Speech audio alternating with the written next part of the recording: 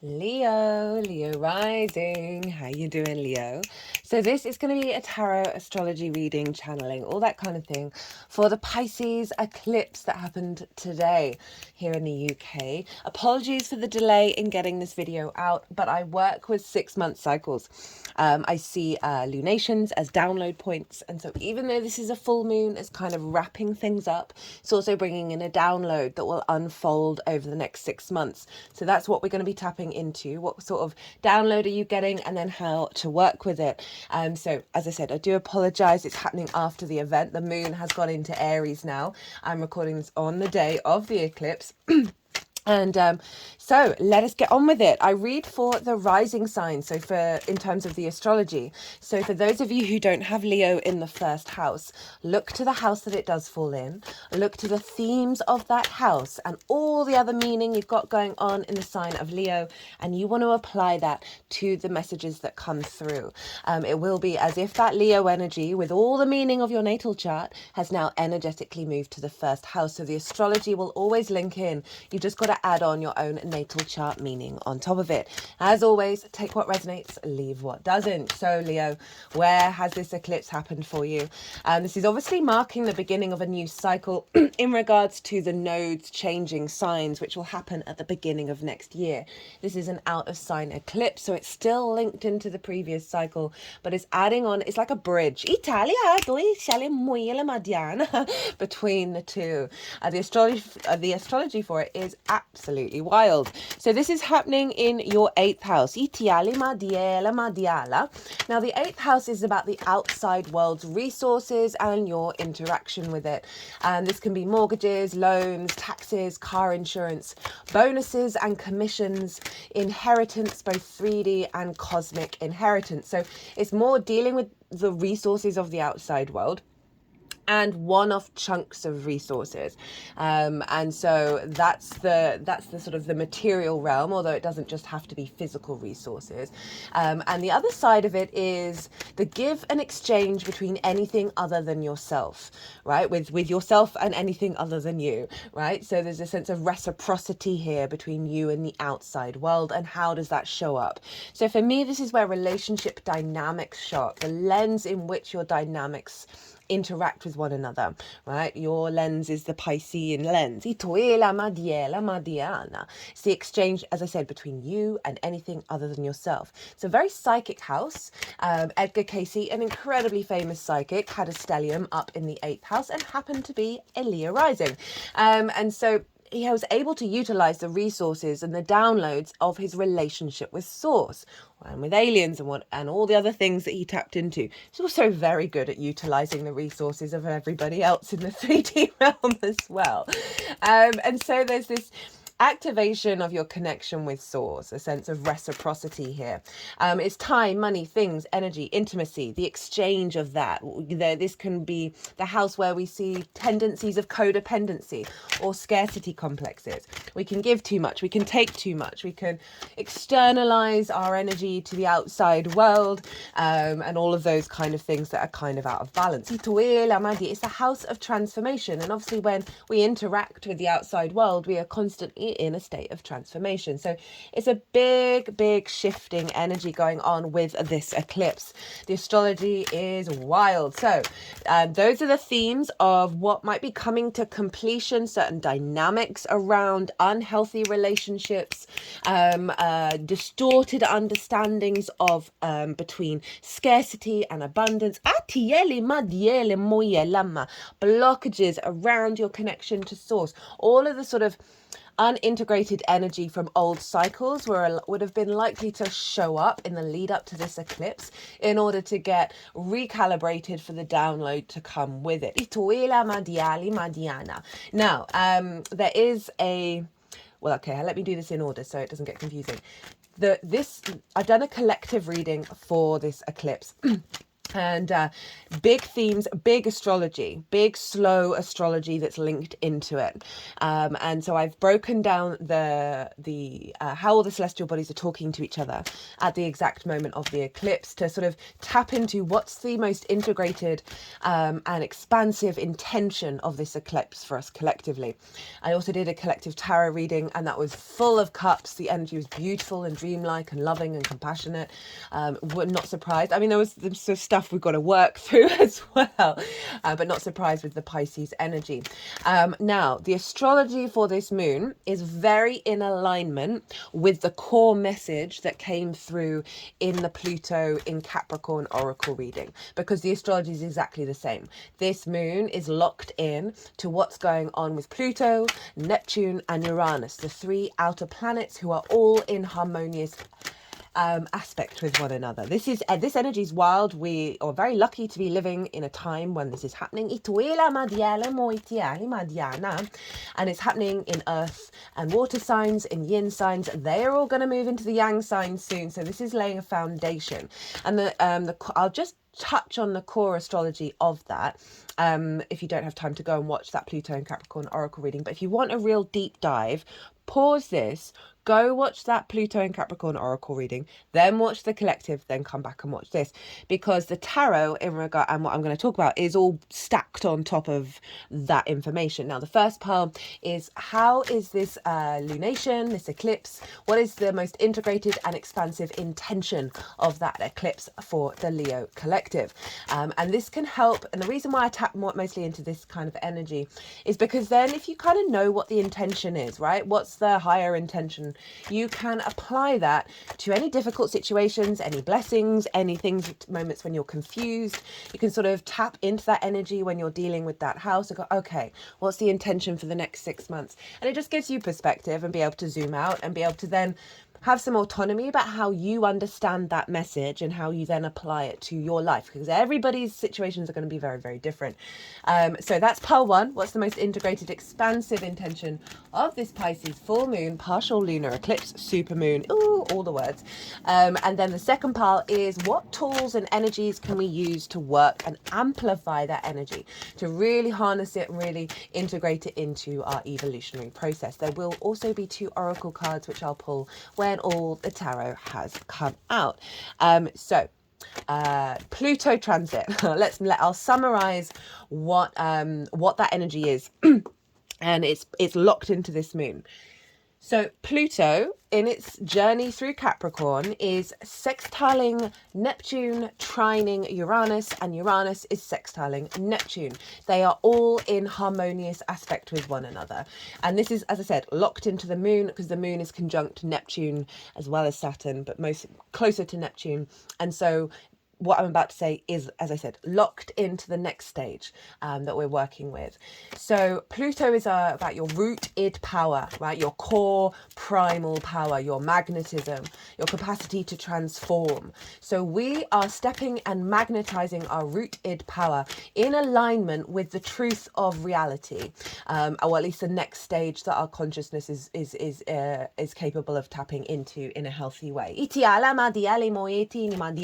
And that's the Neptune retrograde that's going on, of pulling down the veil of the illusion that we don't live in a magical reality. I mean, magic is just science we haven't figured out yet, but there's this weird layer of what do I want to say? Just that we're taking our time getting there to really accept it.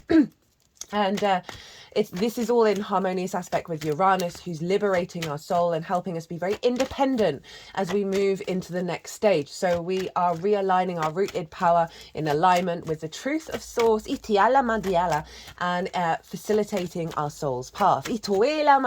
So locked into this full moon. So as I said, full moons mark completions, and because it's an eclipse, it's kind of big endings of cycles. We're not going to have the nodes in the positions that they're going to be in January, i.e. North Node in Pisces, South Node in Virgo, for another 18 years. So this is why eclipse energy is a bit Freaky Friday, because it's big cycles, right? We tend to want to step out of the way of that energy and let it unfold. So as I said, a closing out of distorted relationship dynamics. Oh, actually, no, I'm going to mention one more thing first, because it will make clarity of what I'm about to say, you can apply it to what I'm going to say. One of the core channeled messages that came from my higher self via another source is about how so many of us keep connecting to the old grids. They're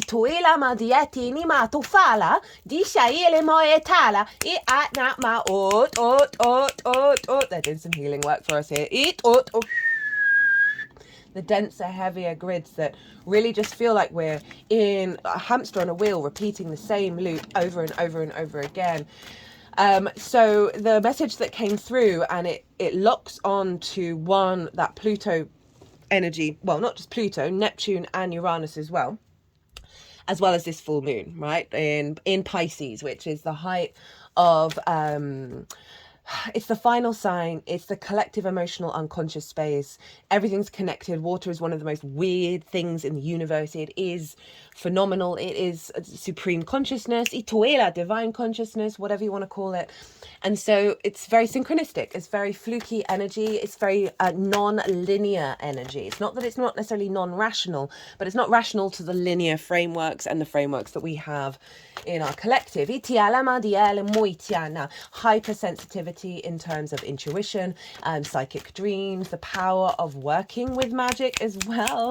I know a Pisces moon, she's also a Virgo sun, and we're born very close to one another, and she can get into other people's dreams, and I'm like, whoa, I can't even astral travel. I've got an Aquarius moon, bit different. So there's this element of the capacity to work with it and be really open to this new frequency. Right, so we're tapping into the old, heavier, denser grids just because they're quite prominent, and we're at this point in our evolution that we have to put some kind of intention to tapping into the crystalline grid. Now, this full moon is going to be bringing in our capacity to tap into this crystalline grid very naturally through our intuition, in order to facilitate our needs and our nourishment. Now, the crystalline grid has been activated, it's building, it's strengthening, it's where we're headed in terms of consciousness, and what we're tapping into is a higher, more integrated frequency for us all. So this full moon, very much eclipse, feels that it's setting us up in terms of what I talked about with the Pluto, Neptune, Uranus, of being able to tap into the material realm via this crystal grid and create from it.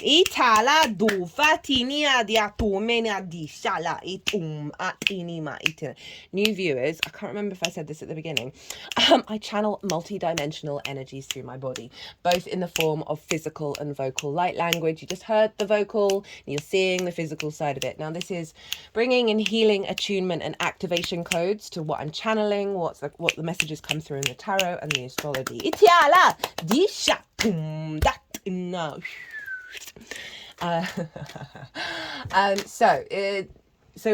So with that in mind, of it's activating our capacity to connect to this grid, and therefore creating the 3D earth and water, right? The sort of very grounded, practical 3D energies compared to fire and air, which is more yang. And so we are really sustaining in the yin energy, building and nurturing and nourishing this capacity, as I said, to interact with this grid in the 3D and build from that. So let's go back to the 8th house. In terms of what cycles may be closing out. Cycles linked into those denser grids around relationship dynamics, right? As all the, whoa. I'm going to have to pause because, I don't know. I mean, I'm going to keep going. That was very odd. That's never happened before. I haven't had the electricity go like that since 2020, I believe, when there was stuff going on with the grid, and I was just talking about a grid and upgrading, and stepping at stepping outside of the old patterns of the sort of the codependency and the scarcity. I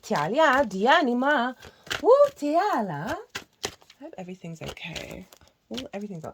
Anyway, sorry, that just distracted me a little bit. So yeah, I can see a closing out of cycles around the difficulties with being in relationship with anything other than yourself, right? It's not always easy, and so many of the dynamics that we pick up on come from our early years, from ancestors, from past lives, and this really feels like a closing out of a lot of heaviness, a lot of restrictions that you may have had from the resources from the outside world, from relationship dynamics. That's Saturn.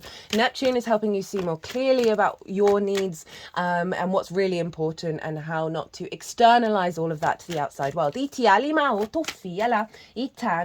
as I said, any blockages with source as well, in your relationship with source, and the exchange. And I can see with an activation coming in of really aligning with co-creation, right? Not codependency, and really a lot of collaboration and respect coming through.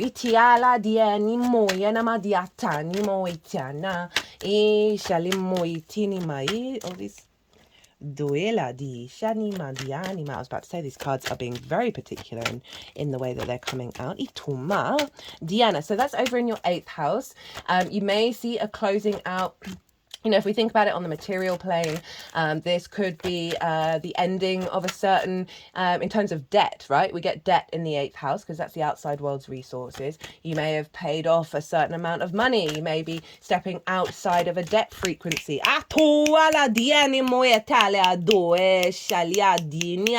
Diania moyena madiatu fala diatu. Inshallah, dinima, utuma, dinima. Itana. Oh, they're being very prominent with you, Leo. And activating a cycle of abundance, and really, really, really embodying in your emotional field a true faith and a trusting and a surrender, right? There's those big key themes with Pisces. And so really allowing the flow of the outside world, the synchronicities, the synchronicities to come through, the getting out of the way of the rational, of how it's going to turn up, of not needing like, oh, I've got to get that loan in order to do that. Oh no, free yourself up and set the intention of what the feeling would feel like if you're in your flow and you're not having to worry about resources. I can really see this a level up as well of maturity of your emotional body around relationship dynamics, right? And so often when we can be in difficult relationships that we may sort of start withdrawing and sort of mimicking the aspects of what the other person's doing, you know, maybe being a bit withholding or whatever, like, or things like that, when you just want to be quite loving.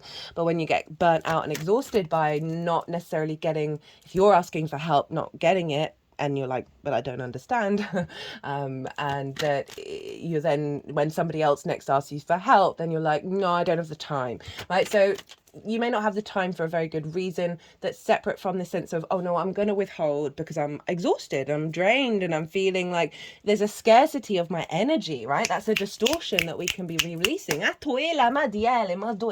you are overflowing. So things around that, and a real deepening of unconditional love in terms of your relationships. And that doesn't necessarily always mean being nice all the time, right? That's not the vibe. We want to be kind, and being kind can be being nice, but being real when you need to be real. So it is a real maturity and elevation, as I said, into sovereignty and co-creation. And collaboration. Now, Pisces is traditionally ruled by Jupiter. So we want to look to where Jupiter is, because Jupiter is influencing what's going on with this moon. And that's over in your 11th house of hopes and dreams, friends, groups and alliances, and reaping the benefits from your 10th house. So there's an element of, it's not only influencing it by a rulership, but also by aspect. It's squaring the moon, it's squaring Saturn. It's kind of squaring Neptune, it's a bit wide. And so there's an activation of creating and building through the wisdom of the elevation of your hopes and your dreams, because you've shifted an understanding around the relationship that you have with the outside world. That's freeing you up of a lot of clutter energetically, of old entanglements with the outside world that are unhealthy and not serving you. And this may be very big ones or very small ones. It all depends on what's going on in your life. And then Jupiter is going to be activating your capacity to build from this frequency.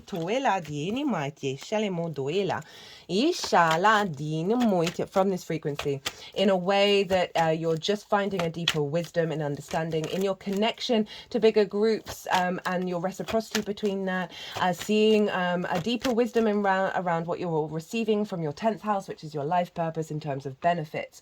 And this is just going to just step you out of, okay, I feel called to say this, clawing at the outside world for the things, you know, and you know, this is all going to affect us on various varying levels of the programming that we have, the conditioning that we have around competition and scarcity and all of this, when, you know, it doesn't matter, source is abundant, right? And we're struggling to get our head around, how is that even possible? How is that even possible that we can all have everything that we want? And that's the paradigm that we're currently kind of working with and trying to break out of. We're straddling two worlds in that regard. Now, Jupiter's in Gemini, and who rules Gemini? Well, that's Mercury. And where's Mercury? Mercury is over in the sign of Virgo. It rules that sign. So even though this is a Pisces moon, the whole chart is being governed by Mercury. Mercury is in its own realm. It's in its exaltation. It's ruling Jupiter, therefore influencing the moon as well. And the sun is there. Vesta is there, an asteroid linked into the purity of your soul's contract in regards to the second house. Now, the second house is your resources, your skills, your tools to help manifest and bring in regular income in your life. It's the things that you value and how you value yourself. So Mercury is conjunct Vesta, and with the sun and this energy of that Piscean, of the capacity to have some faith and trust of you will get what you need when you need it. And that sort of releases this level of worry and fear and anxiety. Now with the sun, Mercury and Vesta, this feels like an illumination and a clarity around your own value and your own skills. And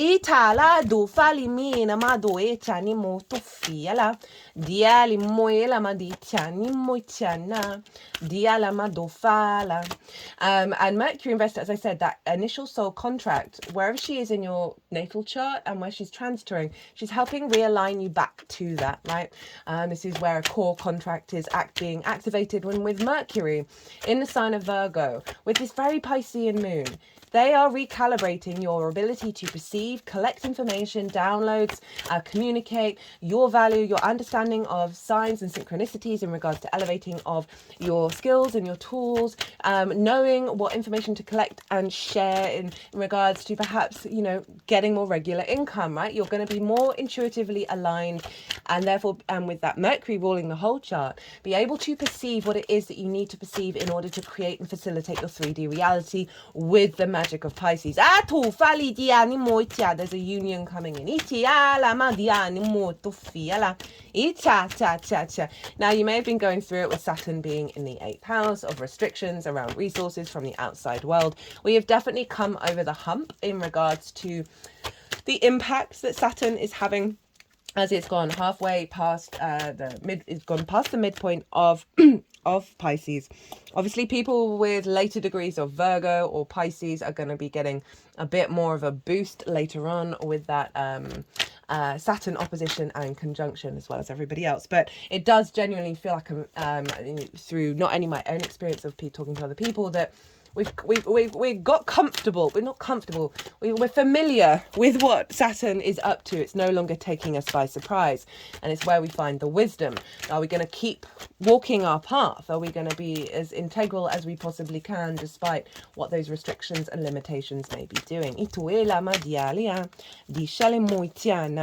So, more information, clues, and synchronicities around the root of your soul contract in regards to your resources and how you value yourself. So there's a real strengthening of your own value, and that by knock-on effect is going to be influencing that moon and the release of those distorted frequencies. So you're going to be getting a lot of downloads from source in relationship to your skills and your tools, in regards to truly embodying your own values and truly embodying, my words today, truly embodying your own values, as well as loving yourself utterly, truly, madly, deeply, in the most unconditional, beautiful way. Diana. And then remember adding on all that Pluto and Uranus energy that's linked into the way in earth signs as well. Right? So there's a real focus around your work energy, right? Your life purpose, the way that you work, and the skills that you have to apply to all of that. So there's a real focus here on you building.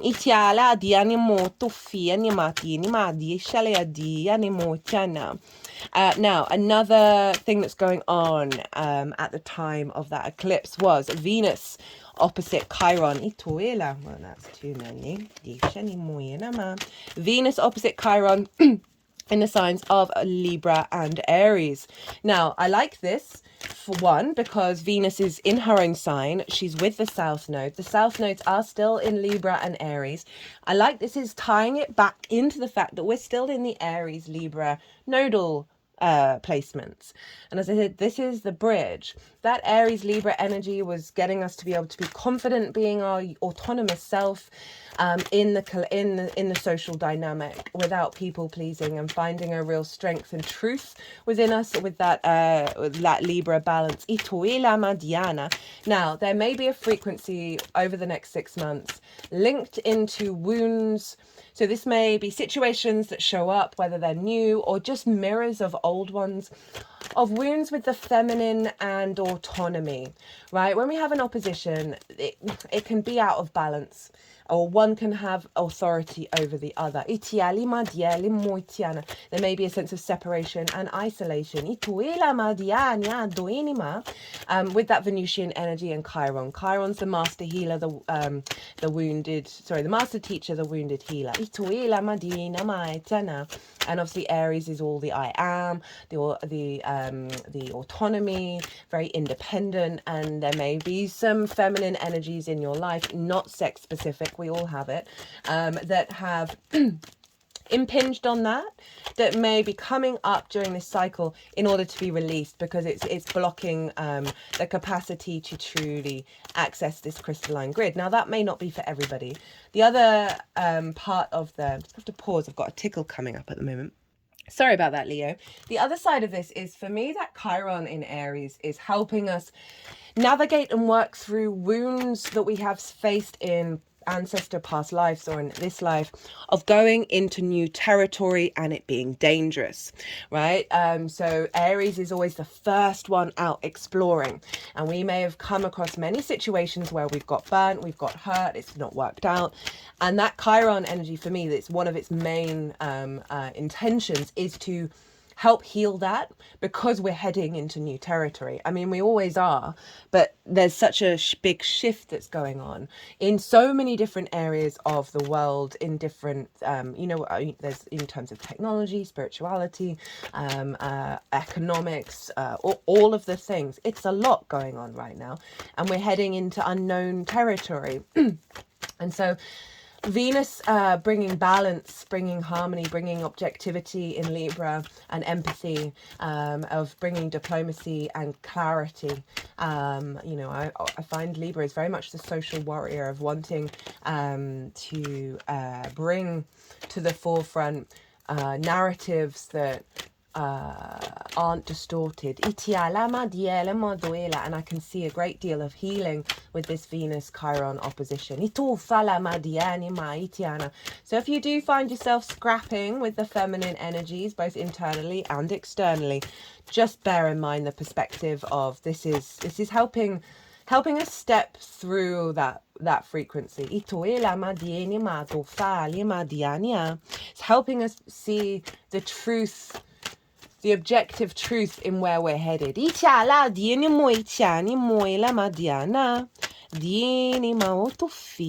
got that in your 3rd house and your 9th house of 9th of Aries, of perspectives, how you map yourself out in the world, how you perceive what on earth is going on, and the 3rd house of communication, and how you bring all those perspectives into dialima diele mo tofela into your day-to-day. Itoela. Right, I'm just going to cut off my conscious mind. Itofala ma dienima.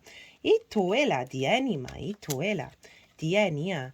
Doela dienima dia tofali mo toela di sheli mo doela. Sorry, they're the ones that are moving the cards around. Oh toela dianima dianimo toela. Dianima etinima etanima.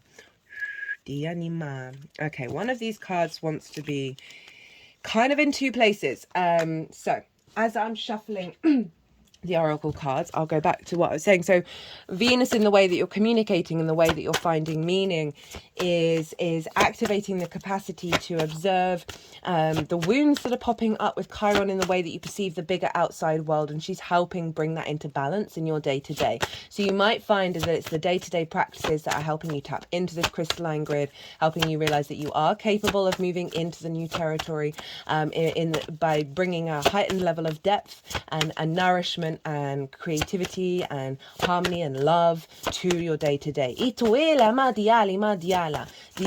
me, the third house is very, I mean, they're all important. I'd probably say that about all of them. But really, the third house tends to get a bit of a knocking by a lot of astrologers. And for me, if you're not finding meaning in the little things, then honestly, it's one of the easiest life hacks to get to the bigger picture. Cultivating a sense of curiosity and joy and love in those tiny little things that we do. It helps us then stop taking living for granted.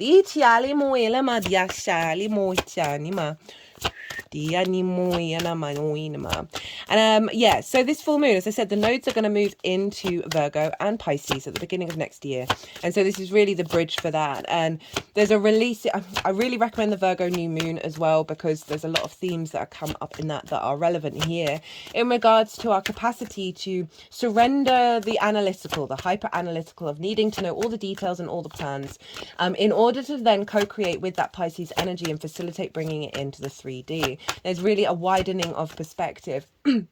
And the Hanged Man was at the bottom of the deck when I finished shuffling the tarot, but they wanted me to cut the deck, and I got the Queen of Wands. So there really is, it's just letting me know that that new perspective is coming in behind the Queen of Wands. There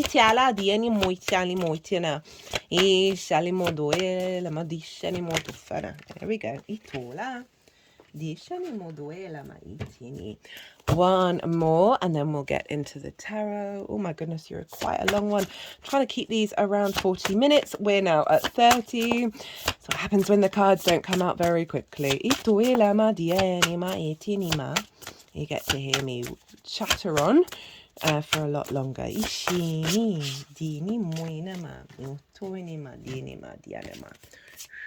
Right, you've got an extra oracle card. So let's get into the most integrated, expansive intention of this eclipse for you, my lovely Leos.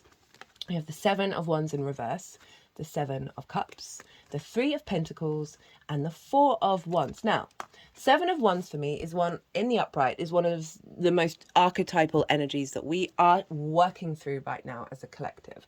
This figure is on the higher ground. They have something of value, right? They're in a good position. They're in a strong position. Do they look like it? Do they look like they know that they are of value? Instead, no, they're in competition mode, right? Right, they're thinking that they have to fight all of these off. They have to engage in it.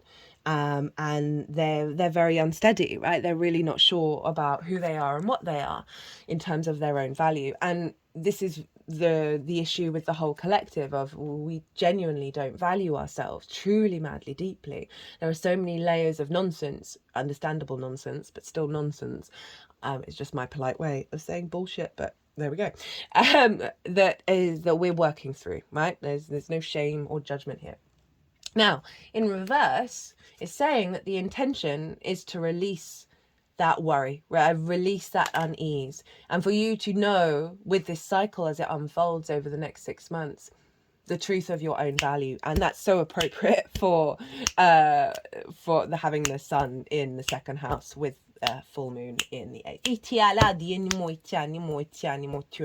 You know, in terms of relationships, feeling like you've always got to be in competition with anybody else, or in the work that you do, that you're doing something that other people are doing, and therefore you automatically assume you're in competition with those other people, rather than the universe. There is abundant space, there is room, there is space. So I love that's showing up, and I really love the Seven of Cups showing up, because this is really, well, one, this is my channeling card. We're all channelers, by the way. We just all do it in our own unique ways. That the 8th house, as I said, very, very psychic. So this is saying that there's an activation of your capacity to connect to lots of different things with source. Strengthening that dynamic. And it's in very unusual ways, right? We've got the sort of the fantasy, the dreamlike state. They're just sort of moving the card back and forth over my third eye. It is also saying that there's an element of your capacity to fantasize and dream beyond the old paradigms. And this, you know, we're dealing with resources here. We're dealing with possibilities of creation and co-creation, and of relationship dynamics that you may never have had. So it's really activating that capacity of stepping into that new frequency. And engage with ideas and possibilities that are beyond the old paradigms. 3 of Pentacles, 4 of Wands. That 3 of Pentacles is this is such a perfect card for the 2nd and 8th house axis. This is about mastery of self and co-creation and collaboration. So fascinating that came out, as those were some of the core words that I was using. This figure was told by, you know how a lot of parental figures, they just want you to do a job that has like a lifetime consistency, right? That's a very traditional way of parental figures engaging with their children.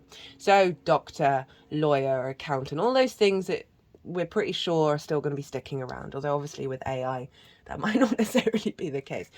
This figure decided, no thank you, I'm going to go and carve things out of marble. Think of Michelangelo, who was so compelled to do what he was doing, there was nothing else he could do. And so this figure, through that sense of agency and not listening to the outside world, right? Not being dependent on the outside world in terms of their inner frequency, came to a state of mastery of self in the working environment, right? In creating in the 3D realm. And because of this frequency of sovereignty and mastery, this figure then drew towards it other energies, or it could be people or situations that have different skills, but appreciate they're all on the same level, and they then co-create and create something beautiful and long-lasting. They are building this church, and churches last a very long time. So it's bringing in the 2nd house of you knowing your own value. That's the 7 of Swords in reverse as well. And the possibilities from the outside world of options and choices of collaborating in order to build something beautiful and long lasting. Now, this could be your relationship with source or your guides, where you're working together to create in the 3D realm. This may be people in your life, opportunities, resources, just in general, not necessarily people, that mean that you are able to step into that space of, okay, no, I'm building here, I'm creating from a place of power. And then we have the 4 of Wands, and this is all about milestones and celebrations. And so I always go, celebrate good. Oh no, I'm not going to, my throat is about to go. Good times, come on. You see, it's all a bit croaky.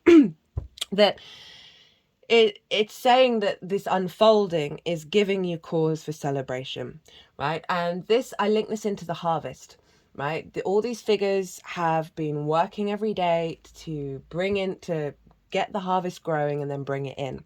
And now they've brought it in, and now they're celebrating. They're celebrating the hard work that they've put in, and they're enjoying, and they're with others. So there might be a party that happens in 6 months' time or over the next 6 months, but overall it's energetically, and I like that you've got wands at the beginning and at the end. So reconnecting back to your Leo energy around being confident in yourself and putting in the hard work and things manifesting, where you are actually able to celebrate. Itoe la dienima o tu fa la dina. Remember that Queen of Wands at the bottom of the deck. Very, this is very much nurturing your fire, nurturing your power, your passion, your value, your skills, your creativity, your capacity to transform, to invigor yourself with instinct and desire. And this is a yin energy. It cultivates, it brings nuance and depth to a situation. Highly independent. We've got the black cat representing luck. Itoi lama dien, and that sunflower. That figure is sunflowers are able to move towards the light and get the most light. So there's a real sense of you very much being in your power throughout this journey. Now, how to work with this energy, facilitate it, activate it, make it stronger. We have the 5 of Pentacles, the 10 of Wands, we have the 8 of Swords, and then it wanted to, then the Sun wanted to go there, and then the 8 of Swords to be in reverse. So this is a really interesting, there's been similar themes with everyone, where there've been some difficult cards, and the tarot and the universe is calling us, let's be real and let's look at this stuff. We're going to have the capacity to be able to do so, and do so in a way that's very transformative. So we have that 5 of Pentacles. This is about scarcity. This is a great card, and so often shows up in 8th house transits. It's about fear mindset, scarcity, not having the resources you need, being left out in the cold, feeling isolated, not supported, all of that, right? 10 of Wands. Overworked, overburdened, perspective about existing and doing things, hunched is distorted, hunched over, cannot even see the beautiful day. Again, this is all about perspective, but coming probably from a place of you doing all the damn things, right? And not having the support, right? You're doing all the heavy lifting, that kind of vibe. And so with that 8 of Swords in the upright, it's telling me that you need to look at these things as if they're coming from the 8 of Swords. This is in fact Jupiter in Gemini. I love the Jupiter in Gemini transit series. If you haven't seen it, thoroughly recommend. We're not going to have it in Gemini for another 12 years. This is all about trapped in a cage of your own making, limiting beliefs. That the cage isn't even real. This is a card of illusion. I can't remember what the Hindu word for it is. Oh my God, that always slips out. But this, is it samsara?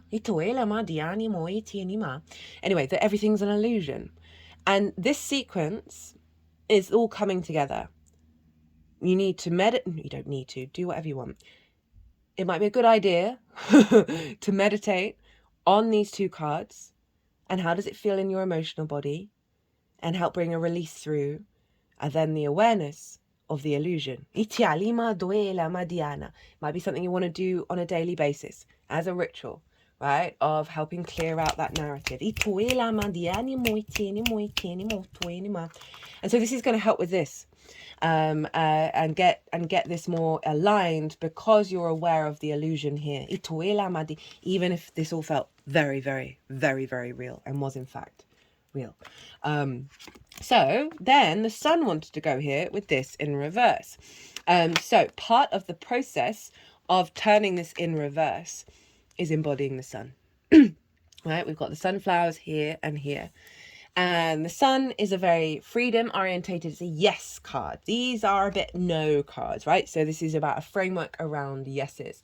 It's about a sense of liberation, of animation, of clarity, of freedom, of joy, of playfulness, right? See, the inner child is free and gay, playing around and being happy. And so there's a real sense of, how do we connect back to that Sun? How do you connect back to your light? For some of you, this might be about looking to where your Sun is in your natal chart, and that can add on an extra layer of what's going on here. The themes of the house of the Sun, where your Sun is. And this is this is about mindset.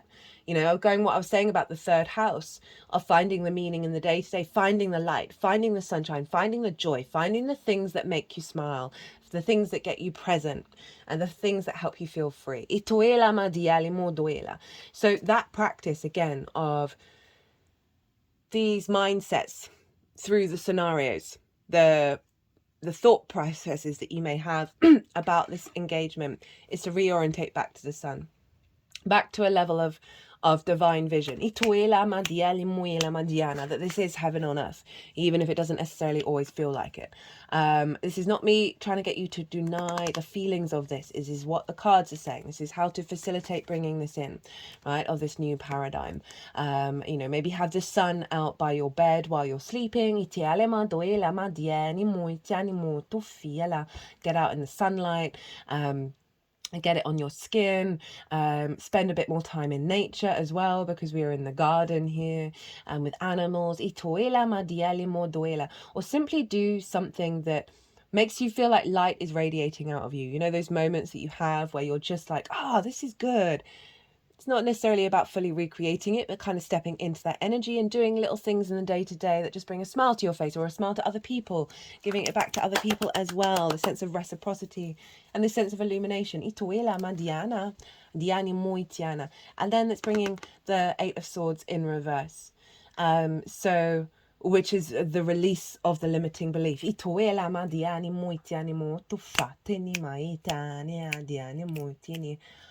I feel like when you're feeling this unsteady, when you're not capable of truly valuing yourself, get into this practice of the sun, right? Of your inner child. Maybe do some inner child work. Sending love to your inner child if you can't send love to yourself. Like, how would you treat yourself if you were your own child? That was when I was going through a bit of a mental health struggle, that was one of the things that genuinely like reorientated me out of the pit. Right, okay, so Oracle cards. You got two. We have the Sky Bridge, possibility for union. We have imagination and keys of creation. Okay, first up, imagination. This is from the What We've Forgotten Oracle by Amy Miranda. All the decks in the description box, as always. I'm using this deck at the moment in relationship to Saturn. Saturn is about karma, cause and effect, the cycles of time. And it's retrograde at the moment, so we're digging things up from the past. And this is what these two cards are things that we have forgotten that we would be helpful to apply to this transit to facilitate it. Creating reality.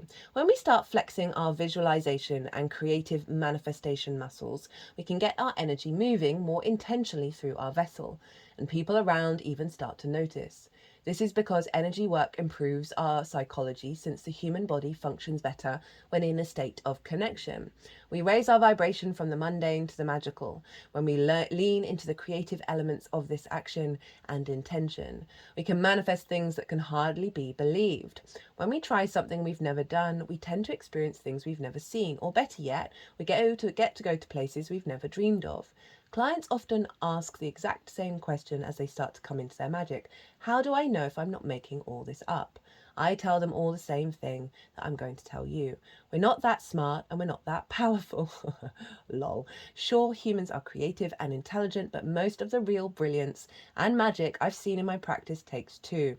It takes you and divinity, and as above and so below. What reality are you working to create? How can you make more room for Source to collaborate with you? Oh my goodness. So in alignment with the 8th house. So this is calling on you to, again, with the intention work of bringing in a level of co-creation with Source, and stepping out of your way of the rational and allowing the miracles, the unknown, to unfold. Right, now the Sky Bridge. This is from the Shaman's Dream Oracle. Possibility for union. What needs to be connected or disconnected? I feel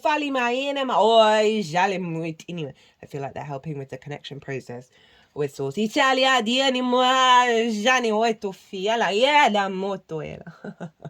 were shaking my head quite a lot, which is why I was sounding even more funny. You stand before a seemingly unbreachable abyss, and there is no possibility of retreat. The path behind you is no longer a viable option. You have to act soon, though, or you run the risk of being stuck at the edge of the cliff. Life has brought you to this moment to offer you an as yet undreamt of possibilities. That's that Seven of Cups. But you must no longer postpone what you know to be inevitable. And yes, you are allowed a breath or two before the leap. So take a bit of time to yourself, get away for a day or two of contemplation, or even just for a few minutes walk to clear your head. Muster your courage so that you may cross the sky bridge. Sky bridge appears when the moment is absolutely right for a quantum leap. Life believes you are ready, even if you do not agree. Remember not to confuse your true state of readiness with your plans and preparations. Respond with a determined yes and let the universe take care of the details. You need only hold on to your positive affirmation, and the way will become obvious as you take flight and clear the abyss. Ituela. Dialia dienima. Ditufanimo tinia diana. I like that. And again, that's tying into what we're releasing with the Virgo energy and the surrender into this Pisces unknown. And I feel like it's wanting to go here, and that seems so appropriate of this is that well, what did it say? The path behind. That's not the viable option anymore. And you're going to be doing some work to really accentuate that.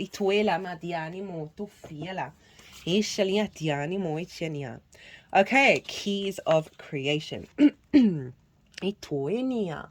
Alchemical gold. Oh, I like that with the sun card, because the sun is gold in the alchemical process. Alchemy aligns not only with classical philosophy, but also astrology. Gold is one of the 7 metals of alchemy: gold, silver, mercury, copper, lead, iron, and tin. A gold breadcrumb, number 7, always seems to represent the divine. For alchemists, it represented the perfection of all matter on any level. The 7 metals of alchemy are also attributed to the 7 planets of our solar system. The sun rules gold. Well, there you go. This is a new deck to me. I have not had this card yet. The moon, silver, Mercury or quicksilver. Venus rules copper, Mars iron, Jupiter tin, Saturn rules lead. It's by no consequence that the Incas called gold the sweat of the sun. It is. Buddhists saw the natural radiance of gold as a manifestation of supernatural, omnipotent and omnipotent and eternal spiritual values. The Christian church, serving the sacrament through a golden chalice, suggests purity in a cup that could contain a divine presence and reflect sunlight. Alchemists saw that we could take these metals representing different planets and have them correspond to specific things on Earth. Alchemy became a more tangible method of transmutation. Students of alchemy opened things up and started to connect ideas from all different schools of thought, all in the pursuit of gold. This is how most classical philosophers spent their time: testing, practicing, debating, and transmuting. Alchemists assumed that the ability to destroy gold would be followed quickly by their ability to create it. It was elusive, or was it? Perhaps alchemical gold was always something that occurred in spirit. Maybe the perfection of matter meant on every level of reality, not just the ordinary. Maybe that has always been the true philosopher's stone. So it's highlighting, tapping into that sun energy as the key of your creation, that we have to go through, and the awareness that we have to go through certain stages, right? Saturn is led, is opposite the sun. This is the last moon we're going to have. Last full moon in Pisces with Saturn for 30 years, right? So this is a closing out of that alchemical process from lead back to gold, from the dense material world to spirit, and how we want them to be in union with one another. But so often, because of the density of the world, we forget this. We forget that we are light bodies, right? So there's a focal point to redirect back to that spark of spirit, back to your instinct, your divine instinct. That is, obviously the sun rules you, Leo. So wherever the sun is going to be influencing your Leo energy. And so there's a real clarity of alignment around value that's coming in a very light, joyous, childlike way that doesn't diminish your integrity to do the work that you need to do. Open your heart to source. Trust in that you are shifting your relationship dynamics by moving through your own limitations. You might want to do sun salutation meditations to the sun or rituals with the sun in certain ways. Do what you feel intuitively guided to do. Right, Leo, this is extra long. I hope you enjoyed it. I hope you resonated. If you did, hit that like button. It brings me, honestly, it makes me really, really, really happy. If you want a personal reading, my details are everywhere. But other than that, Leo, be good to yourselves, be good to those around you, safe travels, and be well until we meet again.